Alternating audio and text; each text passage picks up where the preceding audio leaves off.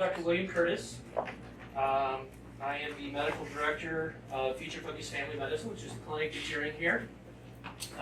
Board certified in family medicine, do a lot of work with patients on nutrition, lifestyle, things like that. And tonight we're going to do a continuation of a topic that we did a few weeks ago. I'm trying to think, did anybody attend the nutrition for type 2 diabetics last go around? You did, that's right.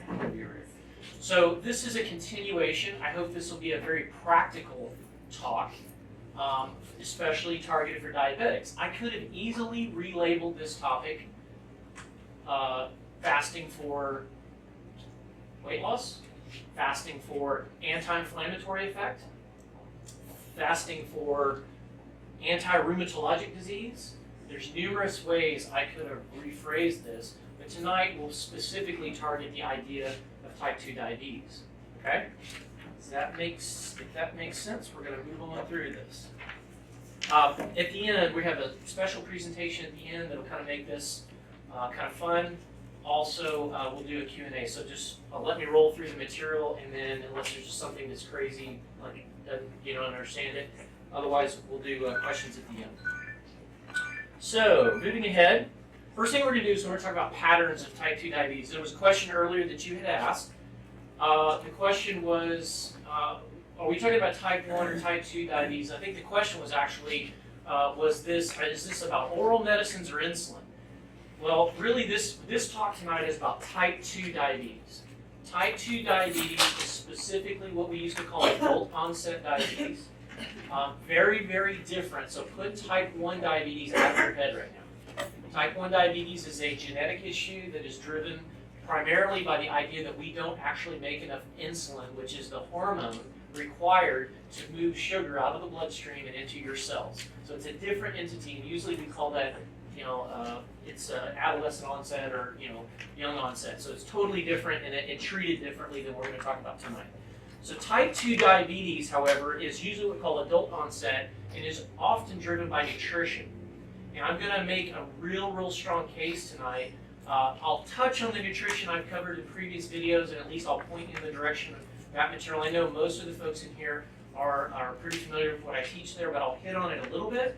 And tonight we'll primarily look at the role fasting plays. So there's two primary phases. This is a little fuzzy, but I think it's the only slide like this. There's two phases of type 2 diabetes. Essentially, there's a long, drawn-out phase. This goes back 14 years in this case. Over time, this is the first phase. You can see blood sugar, average blood sugar, slightly going up, ever so slowly over the years. This is still, all of this range is still below what we call diabetes, which is a hemoglobin A1C of about 6.4. That's the average blood sugar test, right? So that's the first phase. And then when we get here, you notice it shoots way up. The average sugar goes through the roof. That's a critical phase, and I want you to remember this because I'm going to draw you back to this idea of the two phases that we see with this condition and how it actually can be reversed and the ways it gets reversed. But this is a trend that we see, and as I go through the next layer of this topic, I'll kind of point out different features that we see along that journey as a person develops type 2 diabetes. And then ultimately, in the end, we'll bring it back around and talk about how fasting and give you very practical tools to use for that. So these are going to be controversial, but I want you to let them sink in a little bit. There are several things that I would call myths of diabetes. The first one is that type 2 diabetes is a progressive chronic disease. Anybody? It's okay to raise your hand. We're all friends here. Does that seem like that's probably true? Yeah, I mean that's what I would say is the typical thing with this, right? Another myth: treating or lowering sugar is the goal of treatment. Now I'll go into this a great deal more, but that is what I would consider a myth of this condition. Two truths. One is that type 2 diabetes is certainly reversible, and there's lots of examples of why that happens. Lots of examples, and there's multiple ways that can happen. We'll go through those. Lastly, and I think this is probably a central message you're going to hear tonight, is that the goal of treatment is lowering insulin and reducing insulin resistance, and we'll cover what those are.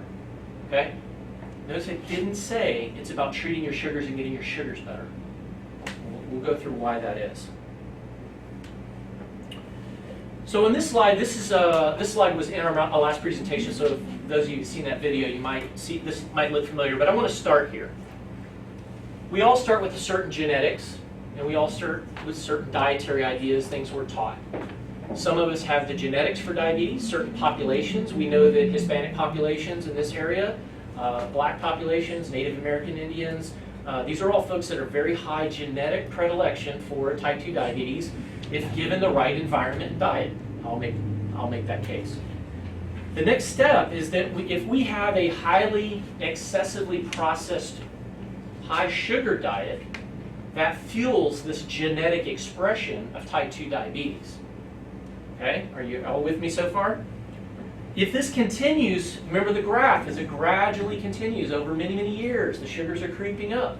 The diet continues with excessive, what I call standard American diet, the SAD diet, right? So as that sugar creeps up over time, we start to see changes in the body, and I'll go through these one more layer deeper after this slide. Elevation in insulin. And again, insulin is the hormone. Its primary job in the body is to store fat. It takes sugar, puts it into our cells. If we have too much, it will store it as fat. That's what it does. So people start to develop belly fat and these types of things. We start to see findings like high cholesterol and high triglycerides. We also, at this stage, is where we start to see the condition we call insulin resistance. This is essentially the idea that the body, because of sugar being high, will raise insulin to try to keep those sugars down in the bloodstream. And most people can do that for a very, very long time, because you remember that first phase of diabetes lasted 13, 14 years in many cases. But at some point, we start to lose the ability to make insulin, and then the insulin becomes less effective. And because it becomes less effective, we sometimes will see that spike in blood sugar that the doctor identifies as, or the sugar gets to a critical level that we call type 2 diabetes. And we say, hey, by the way, your sugar's high. Your hemoglobin A1C is greater than 6.5. But this has been creeping up over many, many, many, many years.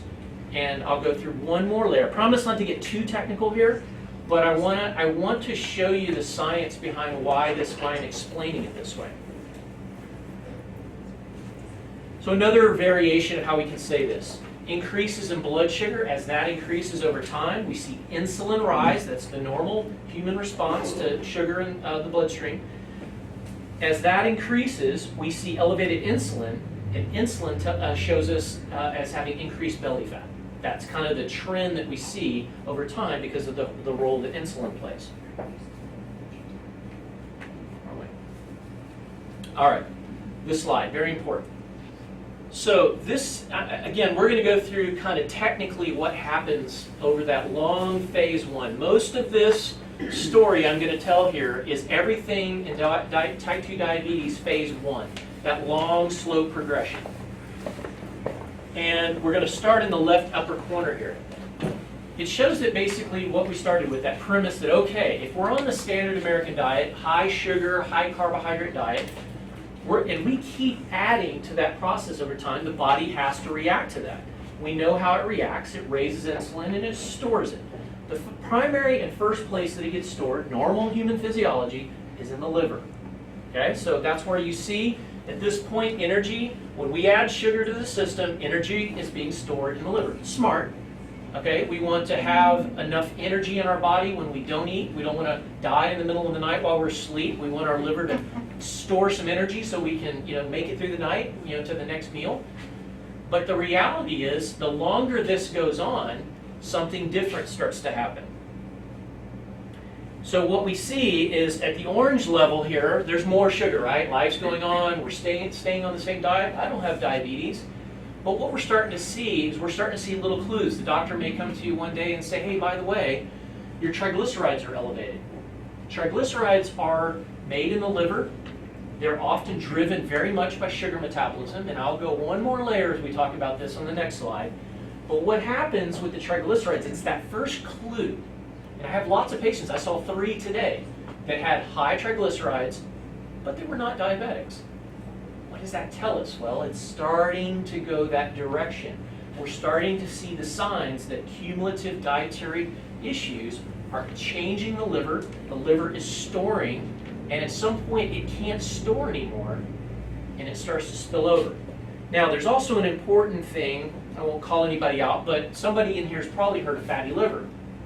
Fatty liver is an epidemic. I know in South Texas, which is the highest diabetic population in the state of Texas, is in Nueces County, fatty liver is very common. And it is another one of those findings that is it's an example, it's a physical finding that is an example of this progressive change that occurs to the body over time. And I'm going to actually go through what that looks like on our little detailed slide later. But let's pretend that the liver is now swollen. It now has fatty streaks in it because it's stored so much sugar in the form of fat, it cannot do it anymore. And so we continue to eat sugar. That's the red line going down. As we continue to eat high carbohydrate diets, we start to see the insulin keeps rising. It keeps trying to push it down, but it can no longer store it in the liver, so now it starts to store it as belly fat.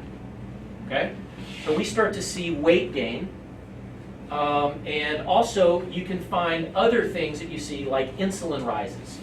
So we can actually measure this. This is sometimes, I don't do this on every patient, it's not a standard test, but I often will go ahead and check an insulin level well before somebody's a diabetic if I'm suspicious, and lo and behold, their insulin will be very high. And then what happens is, just like the diagram shows, we get weight gain in the midsection, and that's because insulin does just that. That's exactly what it does. So the next critical step, and I kind of jumped ahead to one, was this last line down here that says insulin resistance. I believe that's the critical stage, and I've got one more slide that'll kind of, hopefully, I'll be able to talk you through that without making this a, you have to have medical background to understand it, but I will walk you through why that step is very, very critical and why insulin is to blame for type 2 diabetes. So that critical stage then moves on, and we are now out of phase 2. That was the end of phase 1. Remember the long, slow rise? We are out of there. When you start to see high sugars in the bloodstream, you check your blood sugar and it's 210, or you're up peeing 14 times a night, or you're super thirsty and you don't understand why, and you're drinking gallons of water a day, peeing nonstop. The horse is out of the barn at this point. The liver can no longer store it. Insulin cannot keep up. Insulin is now resistant, so you have to have more and more insulin to try to get that sugar out of the bloodstream. And what ends up happening is we identify you as a full-blown type 2 diabetic. Everybody follow this logic to this point? So, how would we stop this? This diagram, I said it started with a long-standing excessive carbohydrate diet. Excessive caloric diet, specifically certain foods. So one way I propose is that we start at the top and we block intake of sugar. And what we see and what I've experienced with patients is that it starts to reverse the findings that we just talked about. This starts to reverse its process. I'll stop at the level of the liver right now because I just said, wait, you said fatty liver goes away? I can tell you, talking to other doctors, that go, I don't know anything about that. Actually, it's very well documented. In fact, you can put somebody in a heavily fasted diet, which we'll get to, and in fact, their liver will shrink by 30% in size, and fatty liver improves by up to 30% inside of a week to 2 weeks. This is a completely reversible situation. Okay? Also, insulin rising. Well, if we have a lack of sugar, we're not putting more and more sugar in. Well, the liver says, well, I have stored sugar, so it starts burning that. It starts putting it into the bloodstream. You start using it. As long as we quit putting that in, that process will continue to reverse. So this can go to the point where the next step is it literally starts to reverse. I call that remission. I've heard others say cure. I call it remission because I like to use that term as a reminder that you have to maintain specific dietary habits and lifestyle habits, otherwise it comes back. If you just go back to sad diet, then you get the same results. Everybody follow me to this point. Okay. So the next slide is going to look busy. I think it's the next slide. Next slide probably is going to look busy, but I promise I'll walk you through that one. Okay, this is like straight out of a physiology textbook, but not too difficult. This is called the twin cycle theory of how diabetes occurs and why insulin resistance occurs. I'm going to walk you through this, but I want to start at the top. Positive calorie balance. Think high carbohydrate intake, okay, is a premise that if you're putting in a lot of carbohydrates, I already showed you that will lead to increased liver fat, right? That's the normal storage mechanism. And what's driving that is insulin. Okay, so insulin does that for us. What happens then on the liver side, that's the pancreas, we're going to talk about, this is the liver. What happens then next is that there's a resistance to insulin, and it actually suppresses sugar output from the liver, and it increases the insulin secretion, so that we start pushing more and more insulin out because of the sugar coming in. This makes the fatty liver, and then at some point, I told you how it spills over. The liver gets overwhelmed, it's swollen, it can't store anymore. So we start to see triglycerides spilling into the bloodstream. We start to see evidence of this, and that was the next stage in that progression. Now, here's where it gets a little tricky in how it ties in the pancreas, making our twin theory here. What they think happens is that the triglycerides begin to damage the pancreatic cells that make insulin. Remember, our pancreas is the organ that makes insulin. So the actual cells become damaged by this high triglyceride, high insulin environment. So then what we see is that there's less response. Every time we eat sugar, our pancreas is a bit punch drunk. It's kind of like, I see the sugar, but I can't quite do it. It's resistant to this insulin. It doesn't function, it doesn't push out as much insulin as it should for the level of sugar that's being placed in the body. This damages and causes a cycle that we see in the pancreas. And by the way, there is such a thing as a fatty pancreas. Postprandial means after eating. So what we see when this cycle starts spinning is that after we eat, our sugar starts to trend higher. Why? Because the pancreas isn't putting out enough insulin, or if it is, it's not, the insulin is sluggish in its response to the sugar.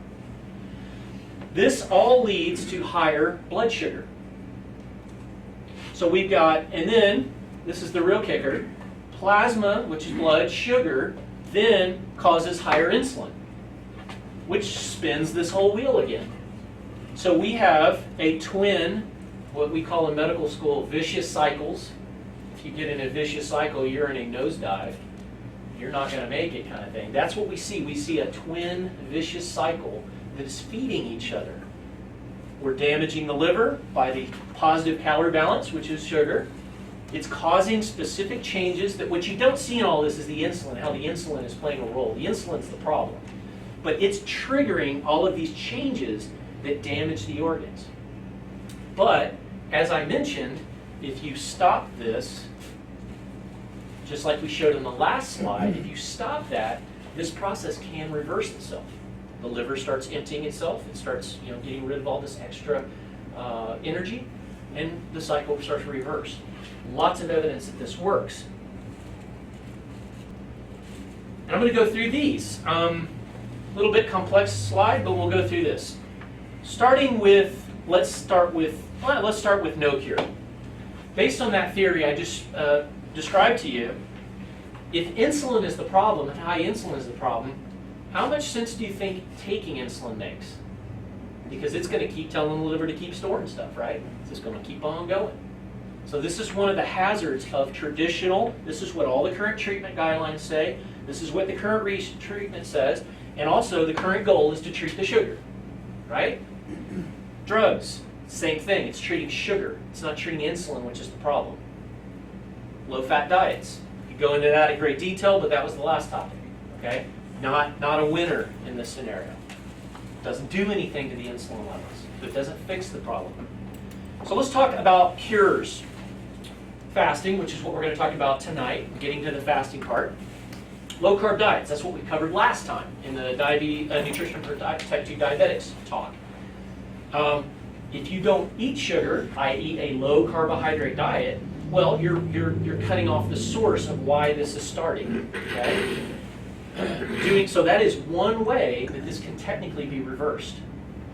But sometimes, and I'm sure because I know a lot of you folks in here, I've got some diabetic folks that have tried low-carb diets, had certain reasonable success, but then they hit walls or plateaus and this type of thing. And that's where the fasting comes in. But the last other type of cure I want to mention is bariatric surgery. This is not a bariatric surgery lecture, but there's a lot of evidence, and I didn't pour all these slides in here, but bariatric surgery means weight loss surgery. And what they do is they'll either band your stomach, they'll cut your stomach, staple it, all kinds of things like that.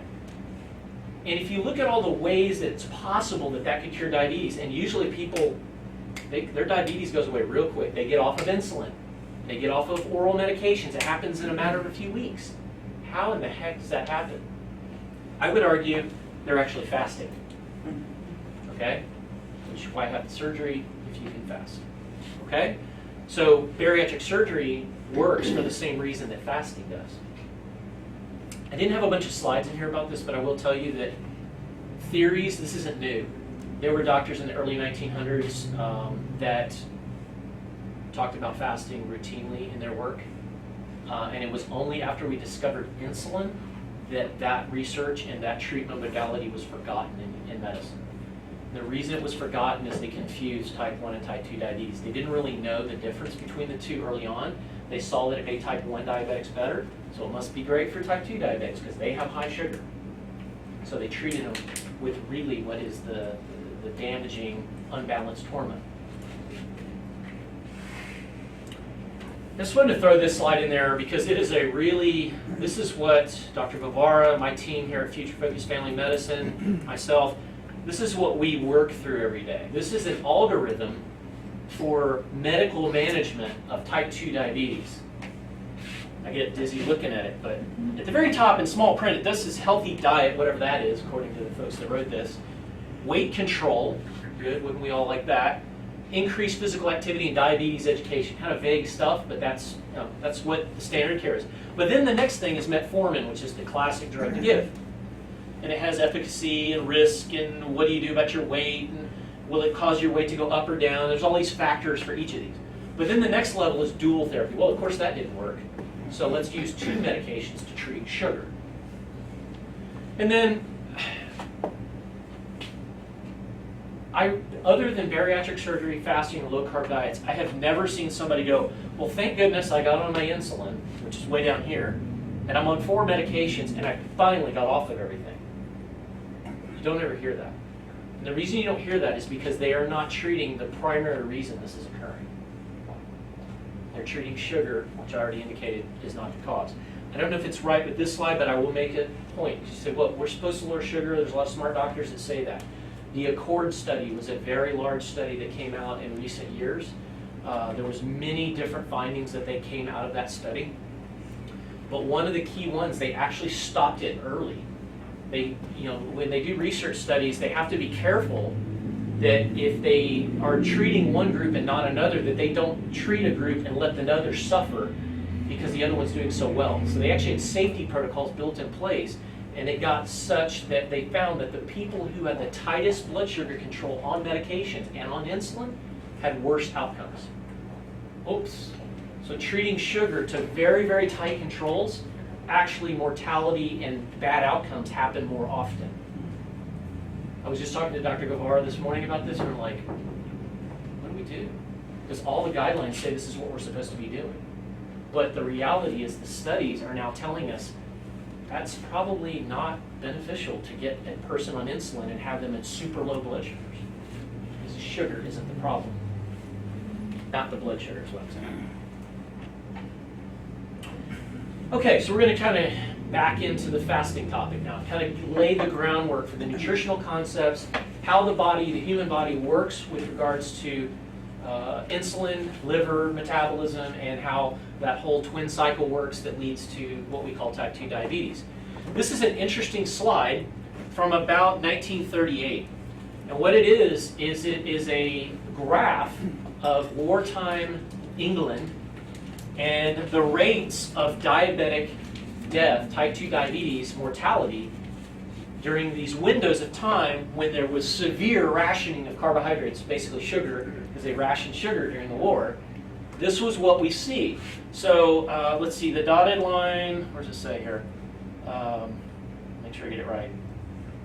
The solid line, where am I missing the key here? Dotted line is sugar. Dotted line is sugar. Okay, so we see the sugar drop dramatically during periods of rationing. Then, between the war, we see the normal intake of sugar in the population starts to rise, and look how the death rate for type 2 diabetes starts to rise. World War II rolls around 1940, 1938, 1940, and we see a sudden drop in both. Clearly, per capita sugar intake is clearly tied to type 2 diabetes mortality and death. Interesting also, see the line here that says insulin? This is about where insulin came out, late 20 or early 1920s. Notice how it's out, but it doesn't really make any difference.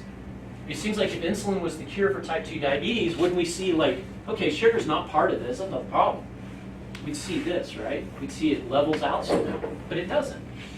I think that's a really interesting study or an interesting bit of data there. My definition of fasting is a temporary removal of food for a period of time. And in this case, what we're talking about today in this program, we'll discuss specific food types and even vacations from typical eating patterns and to achieve some of these benefits. This is a very important slide I'll refer back to. This is how human beings use energy. Red line is sugar, carbohydrates. Green line is fat. Blue is protein. Okay, so typical macros that everybody eats. Well, if you're on a high carb diet, you're going to eat more of that. You know, high fat diet and high meat diets, protein diets, things like that. They're going to be different variations, but this is how we burn it. This thing over here says oxidation rate. That means that's how you burn energy. Okay, that's burnt energy. So what we see, and this is time, and this is actually, we're talking about fasting now, so we're talking about avoiding food or following a specific pattern of fasting.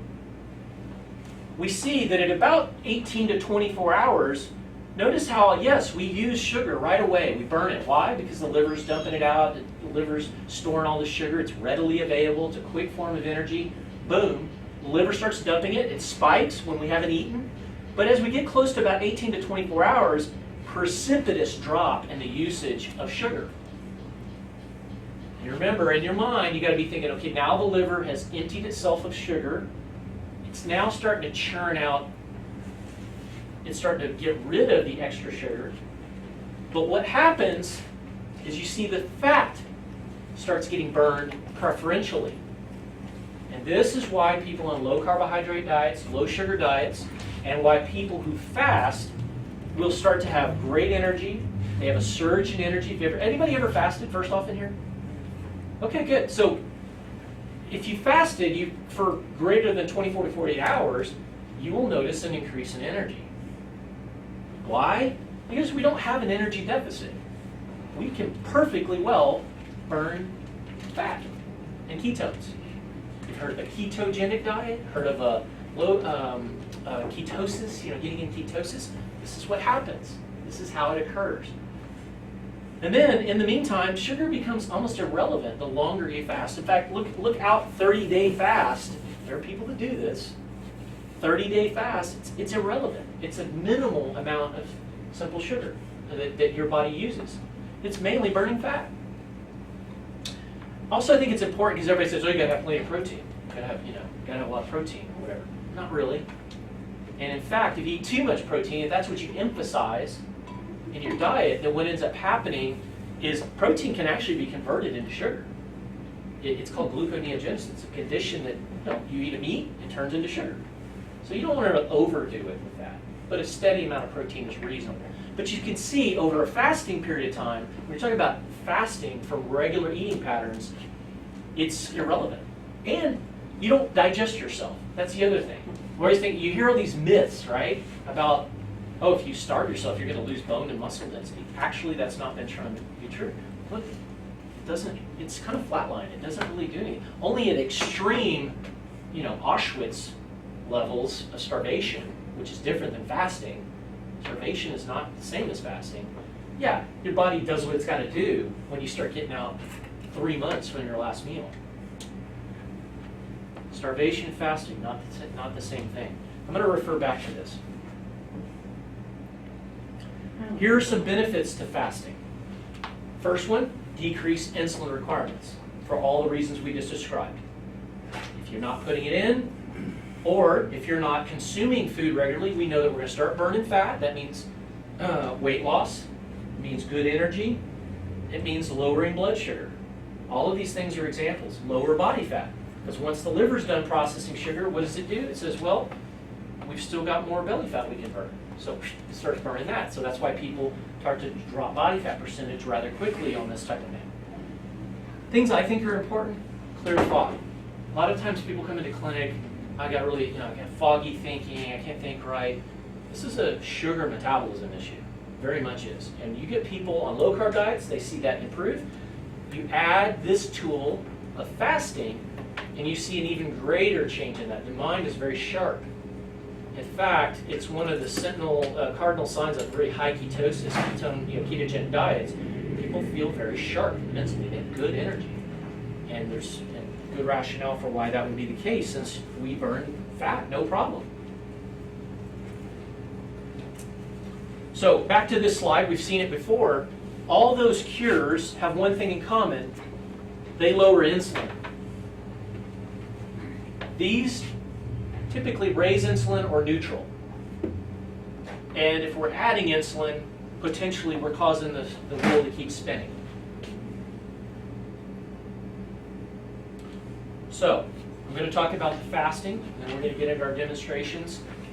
I want to give this advice, because I know if you're a diabetic and you're on medications, if you start fasting today or tomorrow, your sugars are going to decline. They're going to go down. And you will have swings in your blood sugar. Do that with our advice. I think most of you guys in here are patients of ours. Do that with our advice. Dr. Guar, myself, the other practitioners in the office. Make sure you're letting us know, hey, I'm going to try some fasting, maybe according to the program we just discussed right now. Make sure that you let us know so we can give you the proper advice about how to eliminate medications or back off on them, things like that. And I know I'm working with several of you in here on things like that right now. But that's just the only advice I give you. And it's not because what I'm telling you is dangerous. This is not dangerous. There are clinics you can go to, you can be on hundreds of units of insulin, and in a matter of 2 to 3 weeks, they'll have you off of insulin. Your sugars might be 400 to 500, and they'll give you a little bit of insulin just to bring it down a little bit, just to meter it along. But eventually, they just remove it, and they put them on very heavy fasting routines. And it totally reverses that in a very short period of time. So it's not dangerous, but the medications we give can make it dangerous, which is why we kind of inch people along if we're going in this direction. The 2 fasting protocols that I'm going to talk about tonight, and there are many, but the 2 I'm going to talk about are basically 2 ways that are, I think, very easy for a diabetic. It's new to this. They're fairly safe. They give you a little cushion, room for error, but they also have a way that you can ramp them up and you can kind of progress from there. So it's kind of an introductory fasting protocols, if you will. The first one I'm going to describe is peak intermittent fasting. Okay? This is the protocol. Essentially, 2 to 3 days out of the week, you want to achieve about 18 hours of fasting in a 24-hour period. So that means no real eating for 18 hours of the day in a 24-hour given period. I usually recommend that people do this by skipping breakfast. Alternatively, you could skip dinner. But the pattern that I use is I will tell people to use a recipe for either a fatty coffee or a fatty tea, which we're going to get into in just a few minutes. I'll do that for breakfast. So maybe you have your coffee, you add some fats, you add some different ingredients that increase the fat content of that meal, you drink that, that's it, that's the meal. Then at lunch, you're going to have a low-carb diet. Obviously, we don't want to throw carbohydrates in there. And we're going to make sure we have plenty of what I call quality fats. Okay? Because these are the things that the body will use. But we're not putting in anything that's going to raise and cause the insulin to come back up. So this is key, because this is what differentiates a peak intermittent fast. You want to eat that last meal, number 3, 6 or 7 o'clock.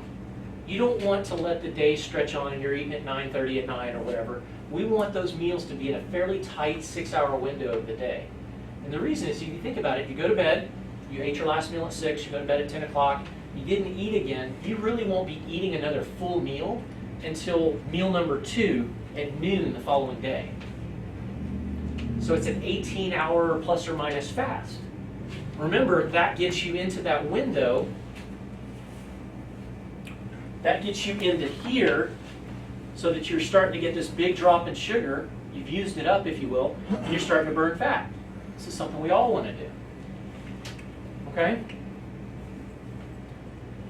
You can consume all the tea, water, things like that you want. You're going to stay away from, obviously, the junk sodas and things like that that are obviously part of the diet. But your last meal needs to be about 6 or 7 so that we don't stretch that meal out too late and we get a broad distribution of calories that you're taking in throughout the night or day. Okay, so that's peak intermittent fasting. I haven't done tremendous long fast, but I have done this one quite a bit.